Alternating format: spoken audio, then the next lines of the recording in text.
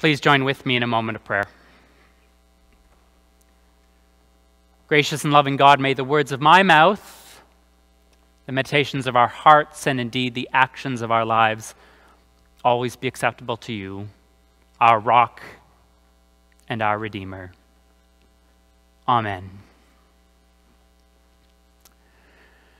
So I don't mean to brag, but they say I have the perfect body for sin. Unfortunately, the sin that my body is built for is the sin of sloth.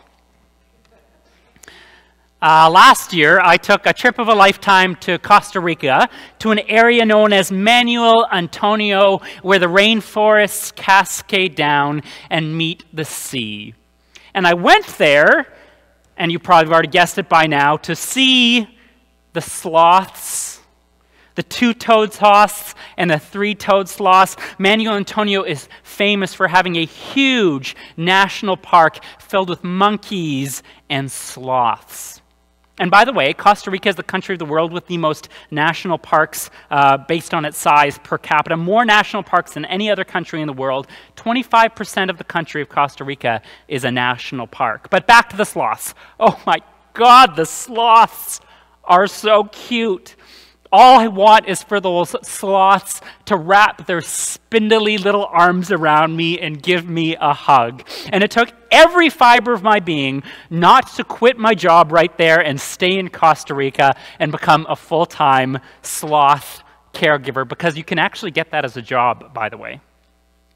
And well, I didn't get to be as up close and personal with the sloths as I would like. They are a bit of an endangered species after all. I did get to see plenty of them hanging from the trees and climbing along the telephone wires very slowly with baby sloths wrapped around their mothers. It was so cute.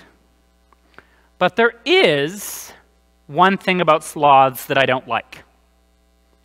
And it's their name, because it really is a bit of a wrong nomenclature for these adorable little fellows, because they aren't that slow. Well, they kind of are.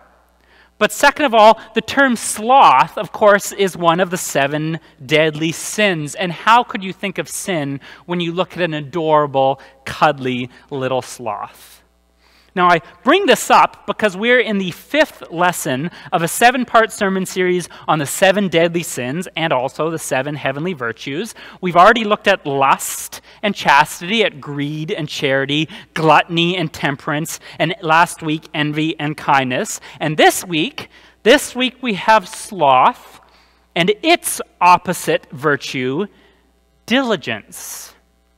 Now, sloth and diligence, I think, are the perfect topic for us today, now that we're 2 weeks into this time of physical distancing. And for 2 weeks now, we've, at least for the most part, stayed indoors. And for some of us, this has been a bit of a break. It's been kind of nice. But for others, it's meant working extra hard. If you're in healthcare or in emergency preparedness or in retail, we've been working extra hard as we deal with the economic tumultuousness of this season. For some of us, we've gotten to stay home and we've set up mobile offices. For others, we've had to go into work and work extra long hours. Some people have been laid off. Some people are getting time at home, hopefully paid. But no matter what your situation, this isn't normal, right? This isn't vacation time, even if we are at home, because we aren't getting to go out and about and do interesting things like we might have on a normal March break. Instead, we're stuck indoors. And it might have been fun and interesting for the first week, cooking up a storm and posting pictures of our homemade banana bread on Facebook and all kinds of creative concoctions. You know, cleaning our houses, maybe doing some spring cleaning and preparing some things to be donated to charity when this is all over. But now that the second week has come and gone, it's all kind of getting a bit tiresome, isn't it?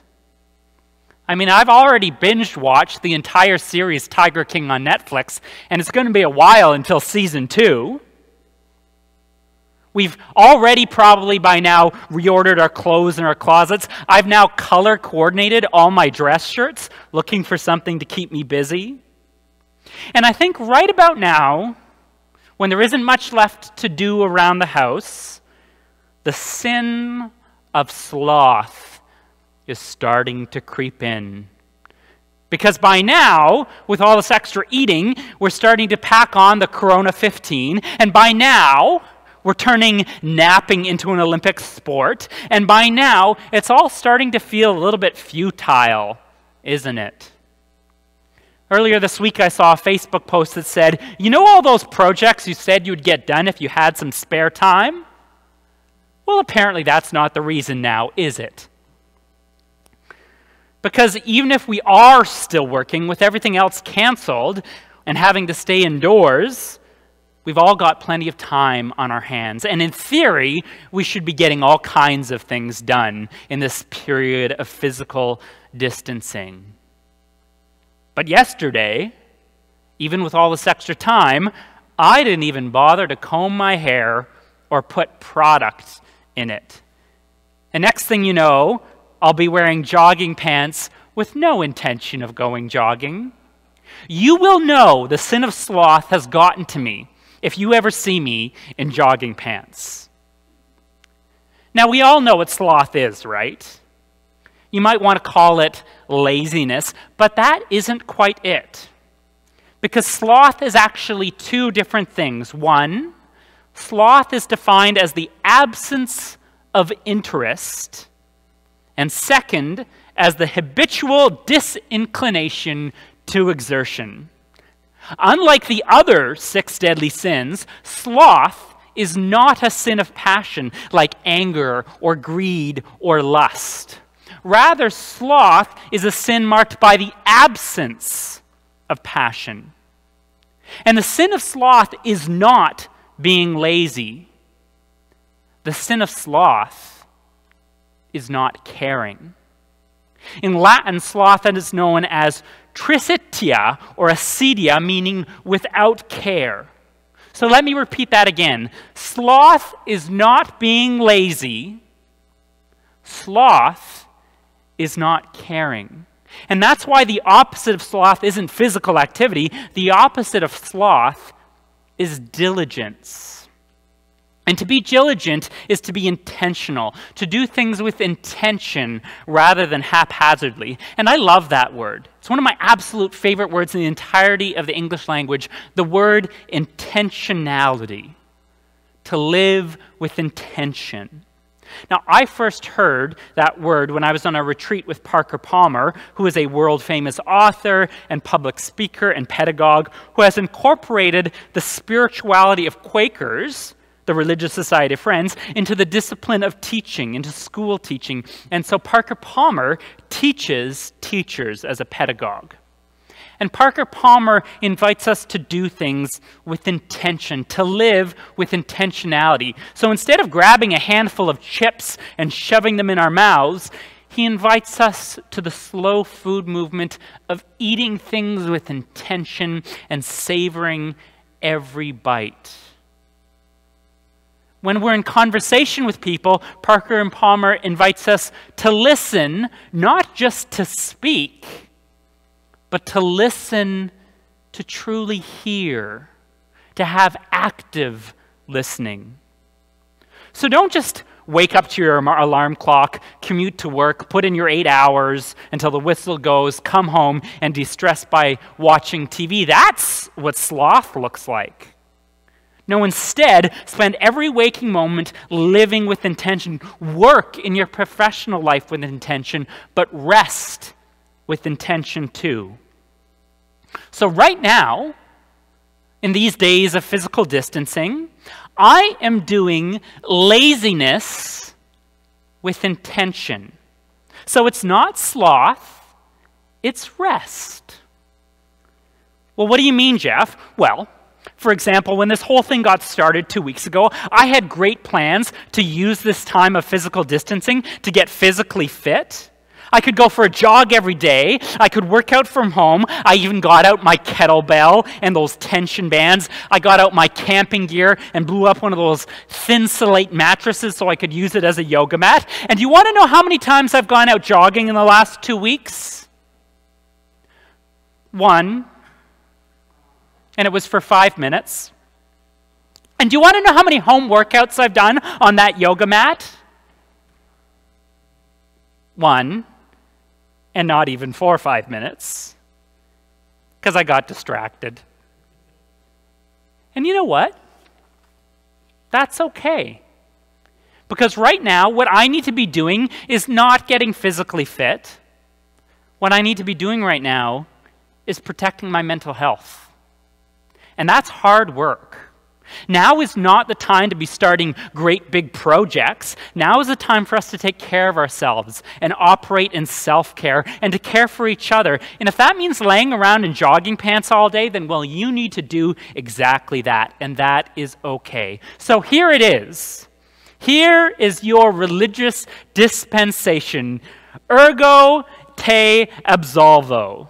Because right now is a time when you can be as lazy as you want. I hereby decree that laziness in the midst of a pandemic is not the sin of sloth. Because just maintaining our mental health right now is hard work, maintaining our sanity. And we are all working extra hard to find the new normal. But here's the thing, remember, being lazy is not the sin of sloth, but not caring. Not caring is the sin of sloth. And that is not an option right now, because now more than ever, we need to care. And you cannot stop caring for your neighbor or your fellow human just because we're in the midst of a pandemic. No, right now we need to care more for each other than ever before. And I know that sounds simple, right? I know that sounds like, duh. But it's hard work caring for each other right now, and it's hard work caring for ourselves. Because when we go into survival mode and allow our lizard brains, that's our lizard brains are the part that have the fight or flight mechanism, it becomes really easy to become selfish. It becomes easier to hoard. It becomes easy to put ourselves first, and it becomes easy to stop caring. And so in one of the gospel stories, in the Gospel of Matthew, Jesus tells the story of a landowner who owns a vineyard and goes out to get some day laborers for that vineyard and agrees to pay them a denarius, a day's wages. Out at daybreak, the vineyard owner goes and finds some workers. Well, then she goes out a second time to find more workers at 9 a.m. and a third time at noon and a fourth time at 3 p.m. And there's workers coming all day until the last group of workers are hired right at 5 p.m. And they only work for an hour until the whistle blows at 6 p.m. And so when she goes to pay them at the end of the day, she gives the ones that only worked an hour a full day's wages, a whole denarius. Well, the ones who had been working for 12 hours thought, if she's paying a whole denarius for just 1 hour, how many denariuses are we going to get having worked 12 hours? Oh yeah, we're going to be rich. But then the vineyard owner gives a denarius to the people that started at 3 p.m. and only worked 3 hours, and a denarius to the ones at noon who worked 6 hours, and a denarius for the ones who came at 9 a.m. for 9 hours. And when it comes to the ones who had worked a full 12-hour day, they only get a denarius too. And you know what? That's not fair. It's not fair that the worker who only worked an hour got paid the same amount of money as the one who had worked 12 hours. It's not fair. And Jesus says the dominion of God, the kingdom of heaven, is like that. We all get paid the same amount of money in the dominion of God. Jesus reminds us that life is not fair. And you know what else isn't fair? What we're going through right now. This is not a fair time. Global pandemics are not fair. Some of us are having to sacrifice more, others of us less. Some people are having to work harder, those in healthcare and retail, and still get the same amount of money unless they work for Gale and Weston and are getting a little bit of a $2 bonus an hour. Some of us are having to stay home. Some of us have been laid off. Some of us are going to get government assistance. Some people who own their own businesses are not. This is a time that isn't fair. But I'm also reminded, if you look at this from a global perspective, some people don't even have clean drinking water. They don't have taps to turn on to wash their hands, that most basic piece of preventative hand washing. COVID-19 is certainly pointing out the social inequalities in our world, the unfairness of it all. But what COVID-19 is also proving is that we are in this together, and that we need to address this pandemic and ones in the future to prevent them together. If we truly want to prevent this pandemic from spreading or from the next one from arriving, then we need to make sure everyone has the ability to wash their hands with clean water. We need to make sure everyone has access to the same level of health care we have right here in Canada. So you know what sloth is in the time of COVID-19? It's not being lazy. It's not taking some time to care for our mental health. That's not what sloth looks like today. Sloth in the time of COVID-19 is not caring about each other and for each other. That is the true sin of sloth. So my friends, instead of being sloths this day that don't care for each other, let us step up and step out with diligence, with intentionality, and care for one another in this time of crisis. Let us truly show the love of God with diligence and intention this day and every day, because we're in this together. Amen.